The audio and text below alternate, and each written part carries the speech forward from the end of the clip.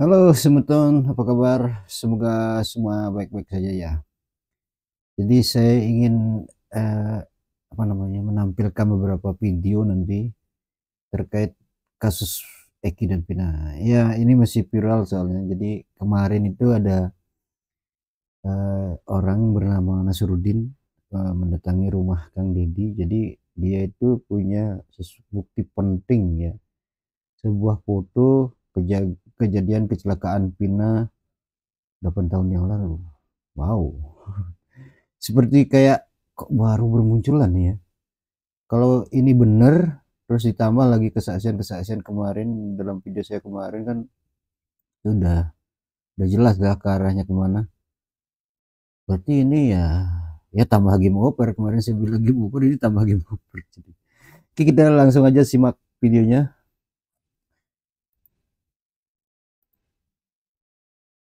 Ya, ini Kang Nasaruddin sedang diwawancara oleh Kang Deddy ya. Kayak ya orang habis demo sapir udah berbulan berhari-hari, bisa jadi berminggu-minggu atau berbulan-bulan dia nggak pulang ke rumahnya. Itu Pak Adi itu namanya. Jadi bukan begal itu Pak, orang lagi ziarah. Ya kan saya nggak tahu Pak. Ya, Oh. yang ada di perasaan saya kan cuma saya rasa takut Pak. Pak Adi itu jadi berdiri asalnya duduk. Iya. Dia lagi makan Pak. Saya nggak tahu. Pokoknya itu kalau kalau itunya saya nggak tahu Dia ya. mau makan Pak karena ada yang ngasih nasi bungkus. Pak Jalan- Adinya berdiri. berdiri terus dia jalan bertiga tuh kan. Ada orang. Ya mendekati itu kan, mendekati. Ada orang, dua orang yang sini Betul, nyamperin. betul. Oh, sama. Terus saya juga mau nyamperin tapi masih ragu. Nah, saya foto tuh. Cepret, cepret, cepret gitu kan sambil saya terus Yang difoto melangkah. apa? Ya semua langkah dia orang tiga itu sama korban itu jalan itu. Sama apa difoto? Fotonya ada nggak? Insya Allah ada. Ada. Insya Allah Di ada. mana? Ada di HP. HP-nya masih hidup. HP-nya udah mati tapi saya akan usahakan. HP serahin ke saya, nanti di-recharge sama saya bisa. Kalau insya Allah ya nanti. Iya. Nanti serahin ke saya, di-recharge. Bahkan berita acara aja penyerahan ke saya, aman Mbak. Histori saya soalnya kalau HP itu yang lama itu jarang saya ini Pak. Saya buang, saya bisa saya simpan. Oh, bukan? Jadi Bang Nasaruddin ini punya foto. Jadi ini kayak beberapa saksi yang saya tampilkan pada video sebelumnya. Jadi nyambung ini informasinya. Kan ada foto, kemudian ada saksi, udahlah. Nah, kemudian eh, itu tadi video Bang Nasaruddin jelas kalau dia punya foto. Jadi dia udah nyerahin ke Mbak Titin ya. Ini dia video Bang Nasaruddin momennya di. Ibu Titin, saya serahkan HP ini yang dulu pernah saya pakai untuk foto di kejadian peristiwa kecelakaan di Talun. HP ini nggak ada batunya. Nah, seperti ini kondisi HP-nya. Nah, ini yang zaman dulu ini masih besi. Besi, iya. Ya. Ini kameranya. Kartu memori nggak ada di sini. Jadi nggak ada kartu memori. Mudah-mudahan ini bisa terbuka dan bisa dijadikan bukti yang bermanfaat. Amin, amin. Ini mudah-mudahan kita upayakan. Nanti saya mungkin serahkan ke Pak Deddy Mulyadi yang akan mencari ahlinya untuk bisa membuka handphone ini. Karena memang handphone ini sudah lama tidak digunakan ya Pak ya. Terima kasih banyak Pak atas keberanian Bapak menyatakan ini. Terima kasih banyak. Mudah-mudahan sangat bermanfaat bagi 7 terpidana yang Amin. diancam hukuman seumur hidup dan sudah mendekam 8 tahun. Padahal Bapak yang melihat waktu itu terjadinya kecelakaan lalu lintas. Ini handphonenya.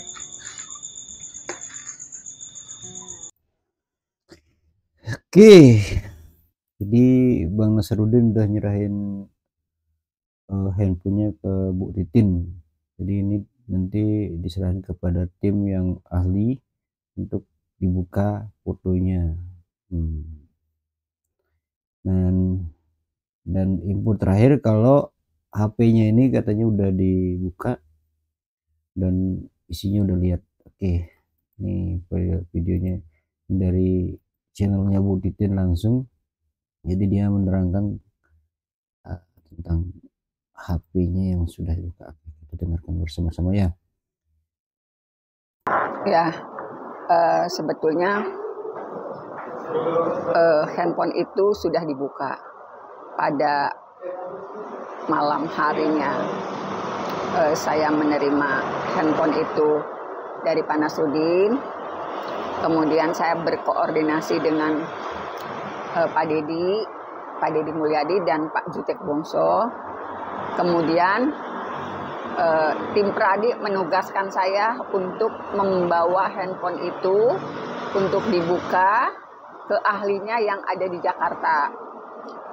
Itulah sebabnya pada hari Jumat ketika Saka Tatal bersaksi, kenapa saya tidak ada di pengadilan negeri. Saya juga waktu itu tahu betul bagaimana psikologi Saka. Sebetulnya waktu Saka bersaksi itu memang kalau sakit banget sih enggak, memang kondisinya sedang tidak nyaman aja, sedang tidak enak badan. Nah, pada saat saya diberikan informasi oleh Pak Yan Huta Barat kalau Saka bersaksi pada pagi harinya, saya telepon Saka dan keluarganya, tetapi ternyata masih tidur gitu. Saya kemudian komunikasikan Saka setelah dibangunkan, Saka hari ini Saka bersaksinya harusnya pagi gitu. Ternyata memang waktunya tidak terkejar. Memang betul saya berkomunikasi sama Saka kalau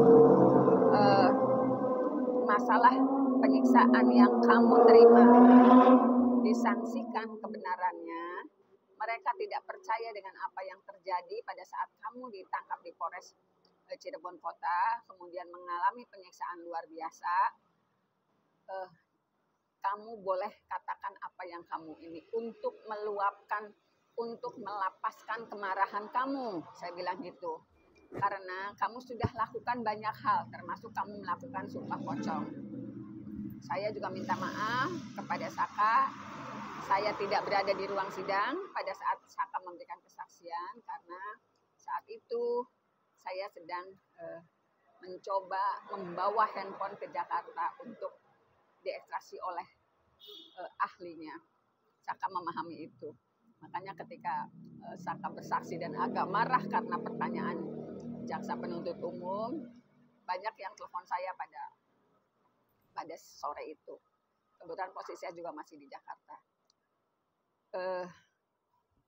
Pada malam harinya, setelah pada pukul 10 saya berada di Jakarta, pada malam harinya saya mendapatkan informasi bahwa handphone yang diserahkan oleh Pak Nasruddin pada tim Pradi itu ternyata, walaupun betul Pak Nasruddin itu berkata jujur, dia melihat rangkaian peristiwa itu, dia juga keterangan dia berkesesuaian dengan keterangan saksi lainnya, karena waktu itu saksi Adi yang sebagai musafir menyatakan ada seorang pejalan kaki lain, dan ternyata pejalan kaki itu adalah Nasruddin. Dan Nasruddin sebelum mendapatkan informasi apapun, dia menyatakan dia ketakutan meneruskan perjalanan karena ada seorang yang duduk di situ di bantalan flyover Talun dan dia mengira itu begal.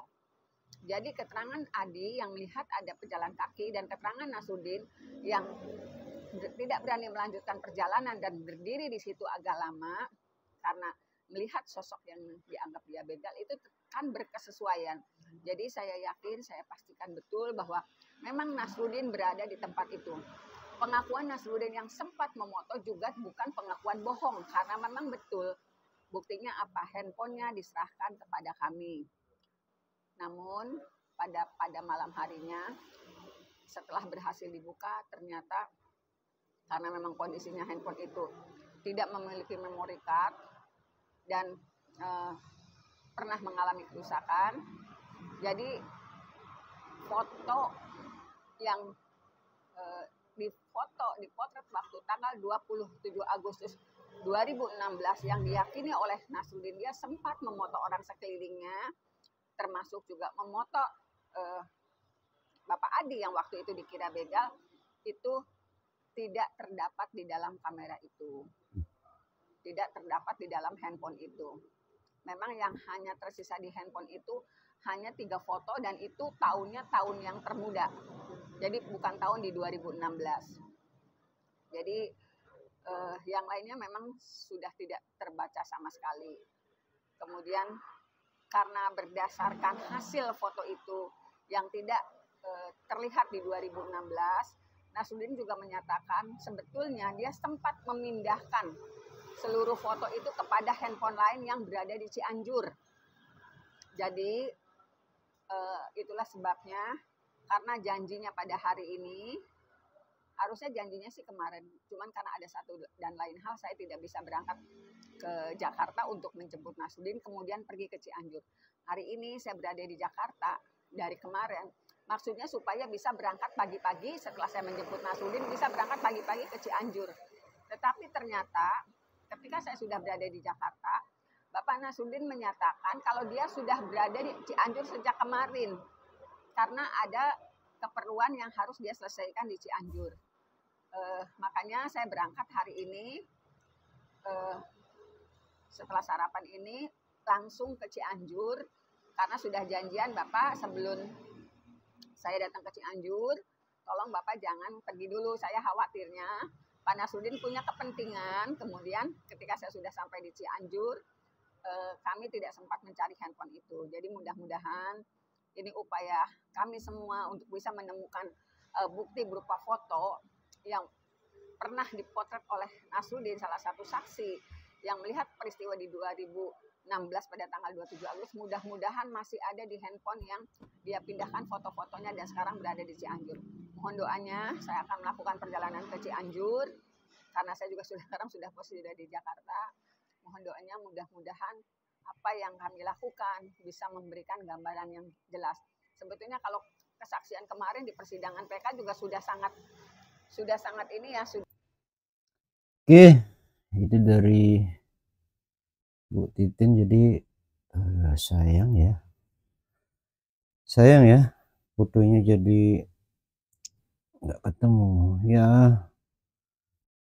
Maklum sih, terlalu lama, 8 tahun yang lalu, tapi masih diusahakan ya. Jadi mudah-mudahan memang di Cianjur itu nanti ketemu fotonya yang dikatakan Bang Nasruddin. Tapi kalau lihat ekspresinya Bang Nasruddin, kemudian niatnya dia menyerahkan HP-nya, harusnya dia nggak bohong deh.